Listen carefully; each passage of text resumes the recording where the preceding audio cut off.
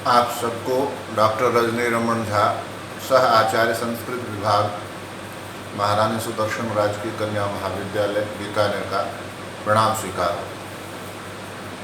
कल हमने नीति शतकम के 59 श्लोकों तक की व्याख्या की थी। यद्यपि यह एक सामान्य व्याख्या है, सामान्य परिचय है और श्लोकानुसार तो इसकी व्याख्या आगे की जाएगी। साथ ही यह भी ध्यातव्य है कि जब हम किसी भी ग्रंथ का सारांश जान लेते हैं तो हमको किसी भी प्रकार का उत्तर तैयार करने में सुविधा मिलती है। चाहे आप उसकी भाषा शैली के बारे में जानना चाहें, चाहे आप उसमें वर्णित समाज का वर्णन जानना चाहें, चाहे आप उसमें राजनीतिक, सांस्कृतिक जो कुछ भी खोजना चाहें, जब तक उस ग्रंथ का सारांश अपने को पता नहीं होता तब तक इन प्रश्नों के उत्तर खोजने में हम असफल रहते हैं। इस एतदर्थ आप सबको सारांश बताया जा रहा है। तो हमने 59 पद्यों का पारायण कर लिया था। अब हम इससे आगे चलते हैं। इसके बाद भर्तृहरि जो नीति शतकम के रचयिता हैं, वे बड़े कौशल से दुर्जन और सज्जन का भेद बताते हैं। उसमें वे कहते हैं कि जैसे प्रातः की छाया बड़ी होती है और दोपहर जाते जाते छोटी हो जाती है, तो उसी तरह से दुर्जन की मैत्री होती है। और जैसे दोपहर की छाया छोटी होती है और शाम तक वह लंबी होती जाती है, ऐसे ही सज्जन की मैत्री होती है। तो दुर्जन की मैत्री और सज्जन की मैत्री का बड़ा सुंदर उन्होंने वर्णन किया है। फिर एक बात उन्होंने कही है कि कोई यह न सोचे कि जीवन में जो कष्ट हैं, कोई बहुत सही ढंग से जी रहा है तो उसके जीवन में कष्ट नहीं आएगा। ऐसा नहीं है, कष्ट तो फिर भी आएगा, किसी न किसी बहाने से आएगा। बड़ा सुंदर उन्होंने उदाहरण दिया कि जैसे मृग है, मीन है यानी मछली है, और सज्जन है। तो ये हिसाब से तो मृग जो है एकदम बिल्कुल निरीह पशु है। मछली अपना पानी पीकर रहती है, किसी का कुछ नहीं बिगाड़ती, और सज्जन पुरुष किसी का कुछ नहीं बिगाड़ता। लेकिन फिर भी उनके शत्रु हो जाते हैं। जैसे बहेलिया है, वो हरिण का शत्रु हो जाता है। धीवर है, मछली पकड़ने वाला, वो मछली का शत्रु हो जाता है। और उसी तरह से चुगलखोर जो हैं, जो इधर की बात उधर करते हैं, वे उस सज्जन पुरुष के वैरी हो जाते हैं। फिर वो महापुरुषों के लक्षण बताते हैं कि महापुरुष किस तरह से होते हैं। तो विपत्ति में उनको धैर्य होता है, अभ्युदय में क्षमा होता है, सभा में उनकी वाक्पटुता होती है, युद्ध में विक्रम होता है। इस तरह से यश में अभिरुचि होती है, और वेदों में उनका व्यसन होता है। ये सारे लक्षण उनको महापुरुषों के वो बताते हैं। फिर अनेक प्रकार से महापुरुषों के लक्षण बताते हैं।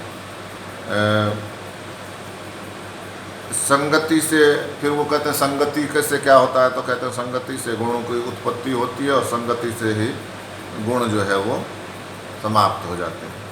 जैसे वो कहते हैं कि जैसे तप्त लोहा है, उस पर पानी गिरता है, पानी की बूंद गिरती है तो क्षण में भाप बनकर उड़ जाती है। और जैसे कमल के पत्तों पर वह बूंद गिरती है तो वो एकदम गोल बन के लुढ़कती है, उस पर ऐसे लगता है जैसे मोती है। और सागर में वह सीप के मध्य में जाकर गिरती है तो सचमुच की मोती बन जाती है। तो एक ही बूंद है और 3 अलग अलग संगतियों से उसके 3 रूप हो जाते हैं।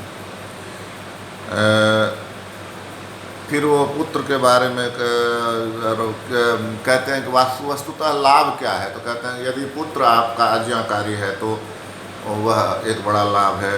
और पत्नी ऐसी है जो आपका हित चाहती है तो यह बहुत बड़ा लाभ है।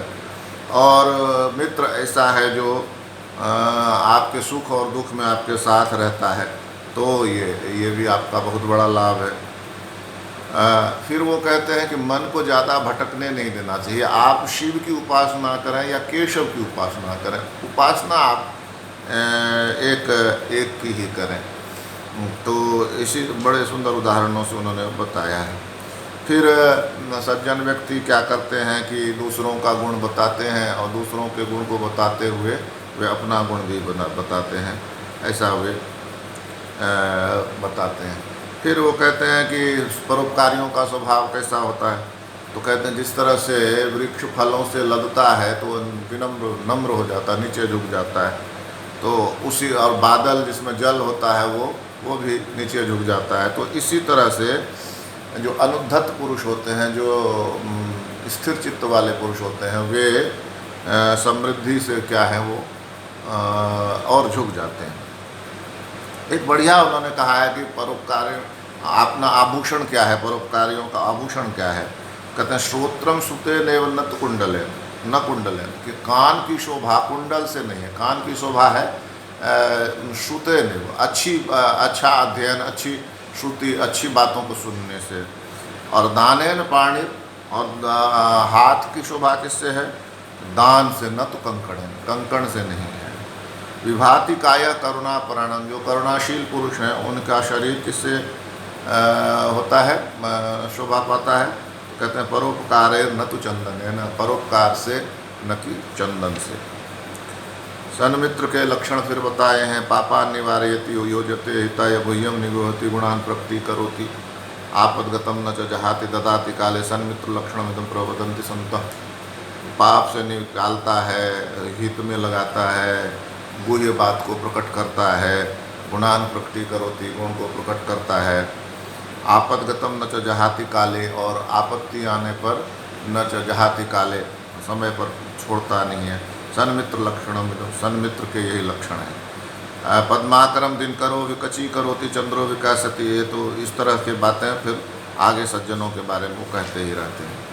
सज्जनों की एक लंबी सूची उन्होंने बताई हुई है। महापुरुषों के बारे में बार बार वो कहते हैं। कुछ धीरे धीरे वो फिर शील के बारे में, धीर पुरुष के बारे में एक बहुत बढ़िया बात कहते हैं। धीर पुरुष कौन है, तो कहते हैं निंदन्तु नीति निपुणा यदि वास्तुवन्तु, कि नीति निपुण व्यक्ति निंदा करें या स्तुति करें। लक्ष्मी समाविशतु, लक्ष्मी आए या चली जाए। गच्छतु आयथिष्ठम, अद्यैव वा मरणमस्तु युगांतरे वा, आज मरना हो या युगांतर के बाद मरना हो। न्यायात पथा प्रविचलन्ति प्रवधम न धीरा, कि ये जो धीर लोग होते हैं वो न्याय के पथ से अपना वो प्रविचलित नहीं होते हैं। इसे एक बहुत ही सुंदर इन्होंने कि देखिए भाग्य क्या खेल खेलता है। तो कहते हैं कि जैसे एक पिटारी है जिसमें सांप को रखा जाता है, तो उस पिटारी में एक सांप बंद है, भूखा है, तो एक चूहा आकर उस पिटारी को काटता है और उसमें अंदर जाता है। जैसे ही वो अंदर जाता है कि सांप उसको पकड़ कर खा लेता है, और उसी छेद से चूहे ने जो बनाया उसी छेद से निकल जाता है। देखिए भाग्य कैसा काम करता, देखा ही होगा उन्होंने, तभी इस तरह की बात लिखी है। तो भग्नाशस्य कर्ण पिंडित तनुर्मलानेन्द्रिय क्षुधा कृत्वा आखुर्विवरम स्वयं निपततु नक्तम मुखे भोगिनः तृप्तस्तस्पृशितेन सत्वरमसो येने तेने व्यातः पथा लोका पश्यत दैवमेव हि नृणाम वृद्धो क्षय कारणम। अब आगे कहते हैं कि आलस्य नहीं करना चाहिए। फिर दूसरी बात ये कहते हैं कि जैसे वृक्ष को काट दिया जाए तो वो फिर पनप जाता है, तो ऐसे ही मनुष्य भी नीचे गिरता है फिर ऊपर उठता है। फिर वो बार बार भाग्य की बात कहते हैं कि गुरु बृहस्पति थे और वज्र था इंद्र के हाथ में, स्वर्ग जैसा दुर्गम स्थान, और ऐरावत हाथी था, लेकिन बार बार इंद्र हारते रहे। तो ये तो सिर्फ भाग्य की बात हो सकती है, पर पुरुषार्थ की कोई बात नहीं हो सकती है। फिर उसी तरह से भाग्य की बारे में एक बड़ा ही रोचक वो उदाहरण देते हैं कि कोई व्यक्ति गंजा है और वह अपने दिन में जो तप्त गर्मी से परेशान होकर चला गया। कहाँ चला गया, तो किसी पेड़ के नीचे। तो वहाँ पर उसका जो एक फल था वो टूटकर उसके माथे पर गिरा और उसका सिर फट गया। तो इसलिए जो भाग्यहीन पुरुष जहाँ जाते हैं, भाग्य उसके साथ ही जाता है। भाग्य इसी तरह से विधाता के बारे में कहते हैं। फिर कर्म की महिमा बताते हैं। कर्म क्या है? कहते हैं कि चाहे कोई कुछ कहे, सब कुछ तो अपने कर्म के अनुसार ही घटता है। जैसे ब्रह्मा ने क्या किया कि संसार रूपी बर्तन